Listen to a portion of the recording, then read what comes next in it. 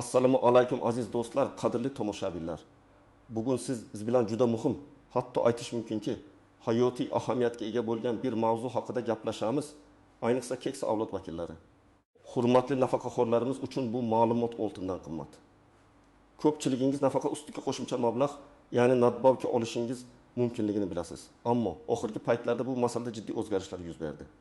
Bilamanki, ko'pchiligingiz nadbavkalaringiz nega birdaniga kamayib ketgani yoki umuman to'xtab qolgani haqida bosh qotiryapsiz.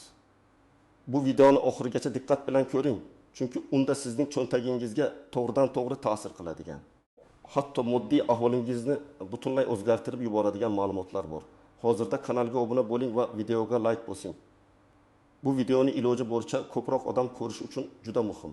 Asosiy muammo nimada? Hozirgi kunda nafaqa ustamalari bilan bog'liq vaziyat.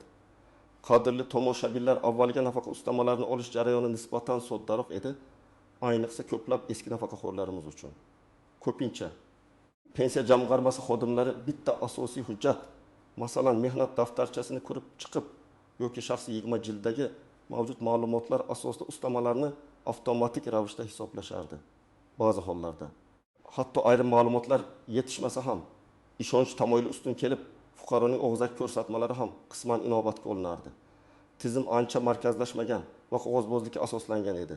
Lekin vaqt o'tishi bilan davlatimizda raqamlashtirish jarayonlari jadal sur'atlar bilan olib borilmoqda. Bugungi kunda pensiya jamg'armasi tizimida ham jiddiy o'zgarishlar yuz berdi. Endilikda ustamalarni hisoblashda hujjatlarning to'liqligi, aniqligi va tasdiqlovchi kuchga ega bo'lishiga juda katta e'tibor qaratilmoqda. Bu o'zgarishlarning asosiy sabablari bir nechta. Birinchidan, byudjet mablag'laridan oqilona foydalanish va pensiya jamg'armasiga tushayotgan yukni kamaytirish. Ikkinchidan, suiiste'molliklarning oldini olish va noqonuniy ustama olish holatlariga barham berish. Uchinchidan, har bir nafaqaxo'rga adolatli va haqqoniy pensiya miqdorini belgilash uchun barcha ma'lumotlarni maksimal darajada aniqlashtirish. Endi esa hamma narsa rasmiy hujjatlar asosida juda qattiq nazorat ostida amalga oshiriladi. Oddiy qilib aytganda, agar sizning mehnat stajingizga, maoshingizga yoki boshqa biror holatingizga tegishli hujjatlaringiz tartibda bo'lmasa, yangi talablarga javob bermasa, ustama nafaqat berilmaydi, balki oldin berib kelinayotgan ustamalar ham bekor qilinishi yoki kamaytirilishi mumkin. Pensiya jamg'armasining yangi qoidalari va talablari har bir nafaqaxo'rdan o'z hujjatlarini sinchiklab ko'rib chiqishni va zarurat tug'ilganda ularni yangilash yoki to'ldirishni talab etmoqda. Bu aynan bez этих документов надбавку не начислят degan ogohlantirishning amaliy isbotidir. Endi esa eng muhim qismga o'tamiz. Aynan kimlar tashvishlanishi kerak va kimlarning esa hujjatlari joyida bo'lsa, xotirjam bo'lishlari mumkin. Bu bo'limda sizlarga nafaqa ustamalari masalasida nimalarni bilishingiz kerakligi, qanday hujjatlarga alohida e'tibor berishingiz lozimligi va ayniqsa ba'zi real hayotiy misollar orqali muammolarni qanday hal qilish mumkinligini tushuntirib beraman. Demak, kim tashvishlanishi kerak? Birinchi navbatda yaqinda nadbavkasi kamaygan yoki umuman to'xtab qolgan nafaqaxo'rlar. Agar siz shu toifaga kirsangiz, demak sizning hujjatlaringizda pensiya jamg'armasi talablariga javob bermaydigan qandaydir kamchiliklar bor. Ikkinchidan, endi birinchi marta nadbavka olmoqchi bo'lganlar. Siz hujjatlaringizni dastlabki bosqichdanoq to'liq va tartibli qilib topshirishingiz shart. Uchinchidan, kimning hujjatlari juda eski namunadagi o'chib ketgan yozuvlarga ega. Muhrlar aniq emas yoki o'zgarishlar kiritilganiga shubha tug'dirsa, ular ham albatta e'tiborli bo'lishlari kerak. Va nihoyat, agar sizning ma'lumotlaringiz elektron bazada to'liq aks etmagan bo'lsa, siz ham tashvishlanishingiz kerak. Raqamlashtirish sharoitida tizim avtomatik tarzda mavjud elektron ma'lumotlarga asoslanadi va agar qog'oz hujjatlaringizdagi ma'lumotlar bazadagi ma'lumotlarga mos kelmasa yoki bazada umuman yo'q bo'lsa, bu muammolarga olib kelishi muqarrar. Kim tashvishlanmasligi kerak? Agar sizning barcha hujjatlaringiz tartibda bo'lsa, yaqinda pensiya jamg'armasida tekshiruvdan o'tgan bo'lsangiz va nadbavka olishda hech qanday muammo bo'lmagan bo'lsa, shuningdek barcha ma'lumotlaringiz elektron bazada to'liq va aniq aks ettirilgan bo'lsa, sizning xavotirlanishlaringizga hojat yo'q. Ammo hatto shu holatda ham hujjatlaringizning bir nusxasini o'zingizda saqlab qo'yish ularni muddatlari bo'yicha tekshirib turish ortiqchalik qilmaydi. Endi esa asosiy hujjatlar ro'yxati va har birining ahamiyati haqida batafsil to'xtalamiz. 1. Mehnat daftarchasi. Bu sizning mehnat faoliyatingiz, stajingizning asosiy tasdiqlovchi hujjati. Unda barcha ish joylaringiz, ishga kirgan va chiqqan sanalaringiz, lavozimlaringiz aniq ko'rsatilgan bo'lishi shart. Agar mehnat daftarchangiz yo'qolgan bo'lsa, yozuvlar o'chib ketgan bo'lsa yoki tuzatishlar kiritilgan bo'lsa, bu jiddiy muammo bunday hollarda. Siz o'z ish joylaringizdan yoki ularning huquqiy vorislaridan yoxud tegishli arxiv idoralaridan mehnat staji haqida ma'lumotnoma olishingiz shart. Pensiya hisoblashda, ayniqsa ustamalarni aniqlashda har bir kun staj muhim. Misol uchun, qonunchilikda belgilangan ayrim ustamalar, masalan, stajning belgilangan minimal muddatdan ortiq bo'lgan har bir yil uchun beriladi. Agar sizning stajingizdan atiga berili ham yo'q bo'lib qolsa, bu sizning oyma-oy oladigan nadbavkangizga salbiy ta'sir ko'rsatishi mumkin. 2. Maosh haqidagi ma'lumotnoma. Pensiya miqdorini hisoblashda odatda eng yaxshi ishlagan 5 yil uchun olingan maoshlar inobatga olinadi. Bu ma'lumotnoma sizning maoshingiz miqdorini rasman tasdiqlaydi. Agar sizda bunday ma'lumotnoma bo'lmasa yoki undagi ma'lumotlar noaniq bo'lsa, bu ham pensiya miqdorini, jumladan ustamalarning kamayishiga olib kelishi mumkin. Ma'lumotnomani so'nggi ish joyingizdan yoki korxona yopilgan bo'lsa, tegishli arxivlardan olishingiz kerak bo'ladi. Bu hujjatning ahamiyatini hech qachon unutmaslik kerak. Chunki u nafaqangizning asosiy qismini va ba'zi ustamalarni shakllantiruvchi eng muhim omillardan biridir. Oto diplom, harbiy bilet va boshqa maxsus hujjatlar agar sizning nadbavkangiz sababi ilmiy darajaga ega bo'lish, faxriy unvon olish, harbiy xizmatni o'tash yoki boshqa maxsus xizmatlar bilan bog'liq bo'lsa, tegishli hujjatlarning asl nusxalari va nusxalari talab qilinadi. Masalan, harbiy xizmatni o'tganlik uchun beriladigan ustama uchun harbiy biletning nusxasi, agar u yo'qolgan bo'lsa, harbiy komissariyatdan ma'lumotnoma olishingiz kerak. Ilmiy daraja fan doktori, professor uchun beriladigan ustama uchun diplomning asl nusxasi talab etiladi. Bular ham nafaqa miqdoriga sezilarli ta'sir ko'rsatadigan muhim ustamalardir. 4. Nogironlik guvohnomasi. Agar nadbavka sababi nogironlik bo'lsa, tegishli tibbiy komissiya tomonidan berilgan nogironlik guvohnomasi shart. Unda nogironlik guruhi uning muddati aniq ko'rsatilgan bo'lishi lozim. Bu hujjatning muddati o'tgan bo'lsa yoki ma'lumotlarda noaniqliklar bo'lsa, ustama bekor qilinishi mumkin. Shu sababli nogironlik guvohnomasini muntazam ravishda qayta rasmiylashtirib borish muhimdir. 5. Boquvchisini yo'qotganlik haqida hujjatlar. Agar siz boquvchisini yo'qotganlik pensiyasiga ega bo'lsangiz va farzandlaringiz uchun ustama olayotgan bo'lsangiz, eringiz turmush o'rtog'ingizning o'lim guvohnomasi, nikoh guvohnomasi va farzandlaringizning tug'ilganlik guvohnomalari talab qilinadi. Har bir hujjatda ism-shariflar, sanalar to'g'ri va aniq yozilgan bo'lishi kerak. Bu hujjatlar sizning oilaviy ahvolingizni va ustama olishga bo'lgan huquqingizni tasdiqlaydi. Endi esa bu aytganlarimni aniqroq tushunishingiz uchun bir nechta real hayotiy misollarni ko'rib chiqaylik. Misol 1. Mehnat staji bilan bog'liq muammo. Tasavvur qiling, Marhamat opa 6 yoshga kirgan, 7 yillik mehnat stajiga ega bo'lib, ustama olishga haqli. Uning mehnat daftarchasida 2 joyda 1995-2000 yillardagi ishlagan joyidagi yozuvlar yillar davomida o'chib ketgan va ba'zi muhrlar aniq emas. Pensiya jamg'armasi xodimlari hujjatlarni ko'rib chiqishganda bu davrdagi stajni hisobga olmaganlar. Chunki uni tasdiqlovchi aniq ma'lumot yo'q. Natijada Marhamat opaning staji 35 yil deb hisoblangan va u har bir qo'shimcha yil staji uchun olishi kerak bo'lgan bazaviy pensiyaning 1% miqdoridagi ustama, ya'ni 5 yil uchun 5% ustamadan mahrum bo'lgan. Agar bazaviy pensiya miqdori 1 million so'm deb bo'lsak, bu oyga 50 ming so'm, yiliga 600 ming so'm degani. Bu juda katta mablag'. Marhamat opaning bu muammoni hal qilish uchun nima qilishi kerak? U o'sha yillarda ishlagan korxonaning arxividan yoki korxona yopilgan bo'lsa, viloyat davlat arxivlaridan o'sha davrdagi ish staji va lavozimini tasdiqlovchi ma'lumotnoma olish kerak. Bu jarayon bir muncha vaqt talab qilishi mumkin, ammo yo'qotilgan ustamani qaytarib olish uchun bu zarur. Misol 2. Maosh ma'lumotnomasi yo'qligi. Dilshod aka 65 yoshli nafaqaxo'r pensiya miqdorini qayta hisoblash uchun murojaat qilgan. U 2000 yillarning boshlarida yuqori maoshli xalqaro kompaniyada ishlagan. Lekin o'sha kompaniya 2010 yilda O'zbekiston hududidagi faoliyatini to'xtatib, barcha arxivlarni chet elga olib chiqib ketgan. Dilshod aka faqat 9 yillarning boshidagi maosh hujjatlarini taqdim eta olgan. Bu davrdagi maoshlar esa ancha past bo'lgan. Natijada uning pensiyasi hisob kitoblariga ko'ra nisbatan past chiqqan. Chunki eng yuqori maosh olgan davr inobatga olinmagan. Pensiya jamg'armasi xodimlari unga bu ma'lumotlarni tasdiqlovchi hujjatlar, jumladan soliq idoralaridan ma'lumotnoma yoki bank hisob varaqlaridan ko'chirmalar talab qilgan. Ammo bu hujjatlarni olishning murakkabligi sababli Dilshod aka hozircha yuqori pensiya va undagi ustamalardan mahrum bo'lib turibdi. Bu misol maosh ma'lumotnomalarini saqlashning va ularni o'z vaqtida taqdim etishning ahamiyati ko'rsatadi. Misol 3. Bo'g'uvchisini yo'qotganlik pensiyasidagi noaniqlik. Yolg'iz ona Farida opa erining vafotidan so'ng 2 nafar farzandi bilan qolgan. Uning kichik farzandi 12 yoshga to'lmagani uchun Farida opa boquvchisini yo'qotganlik pensiyasi va farzandi uchun ustama oladi.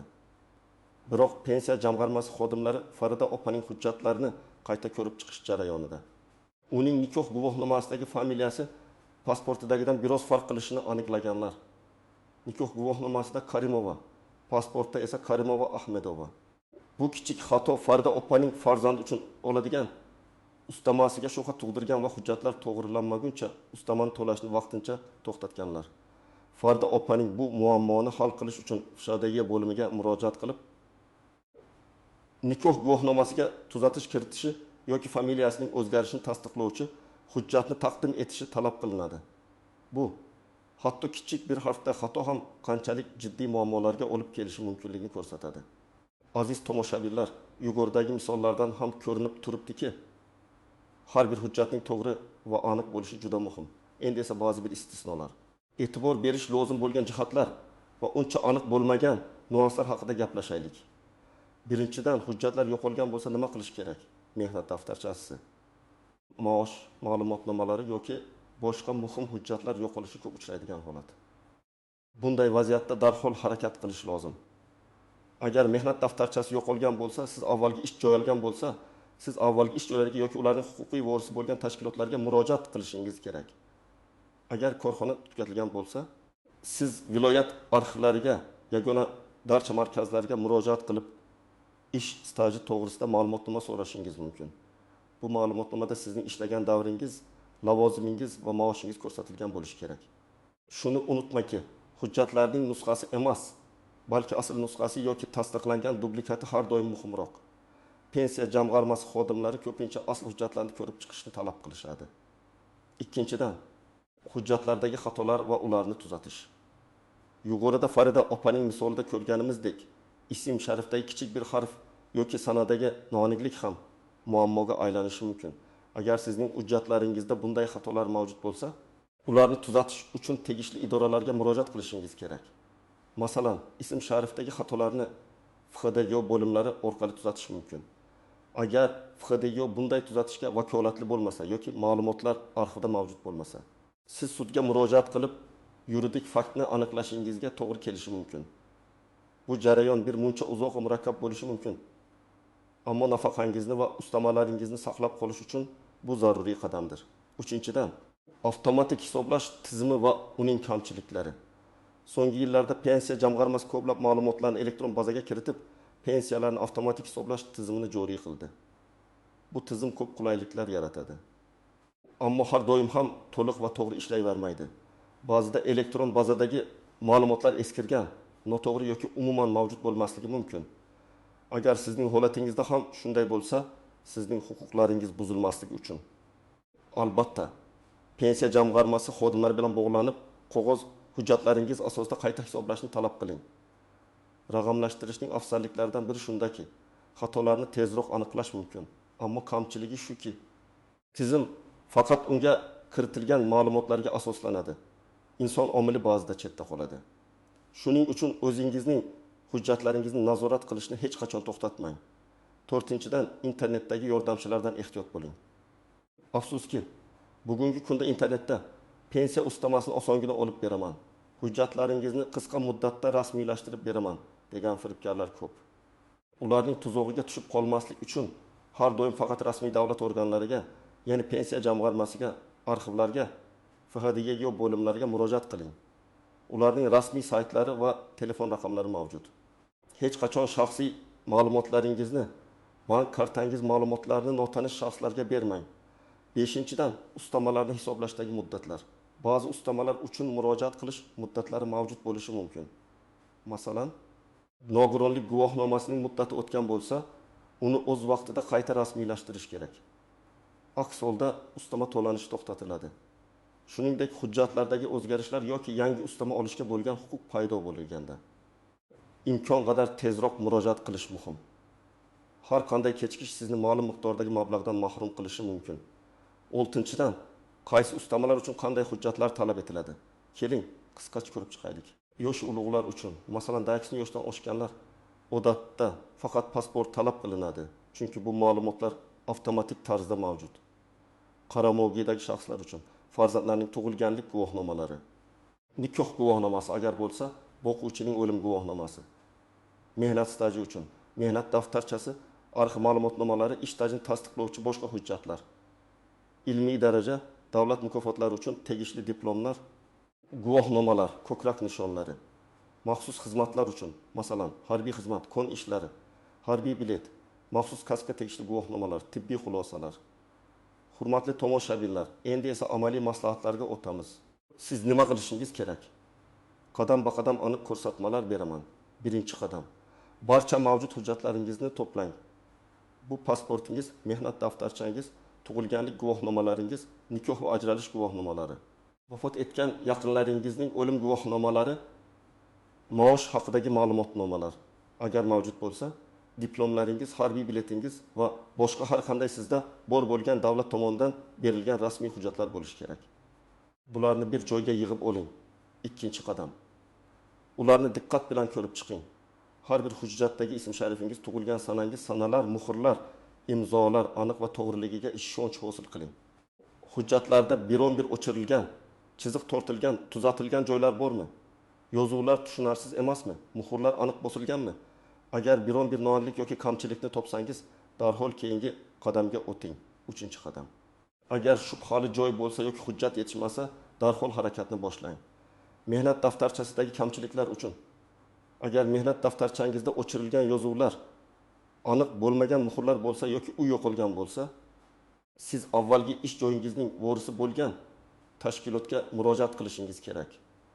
Agar korxona tugatilgan bo'lsa, o'sha joylashgan viloyat yoki shahar arxiviga murojaat qiling.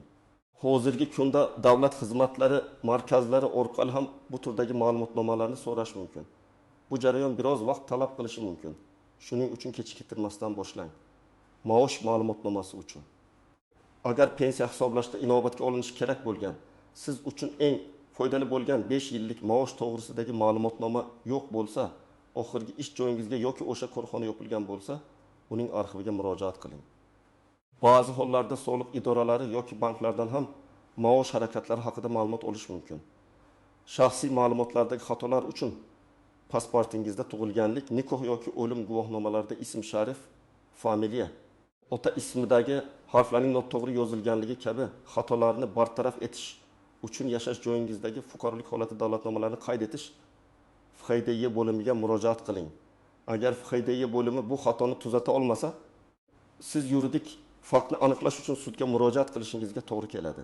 4-qadam.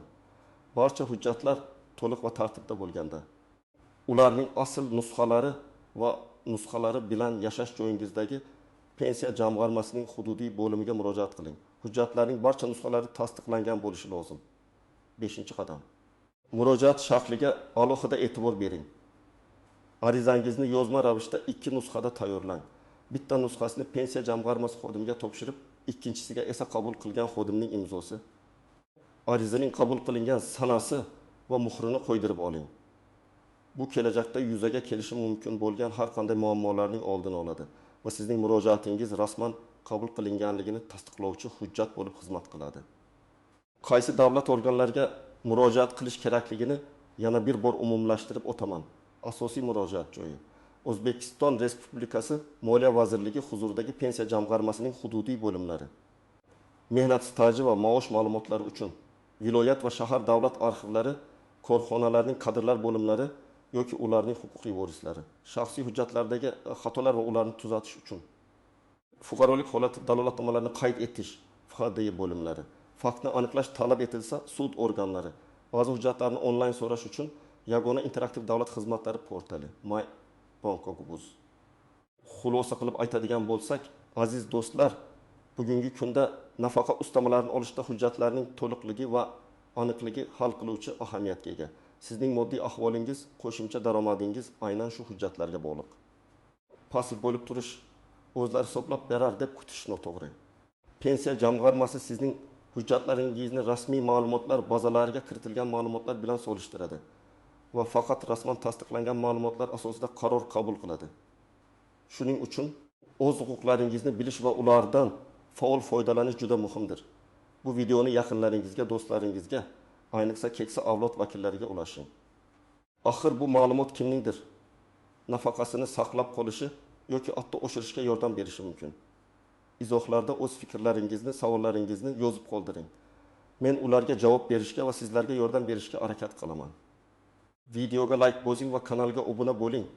Chunki hali oldinda sizni kutayotgan ko'plab foydali ma'lumotlar mavjud.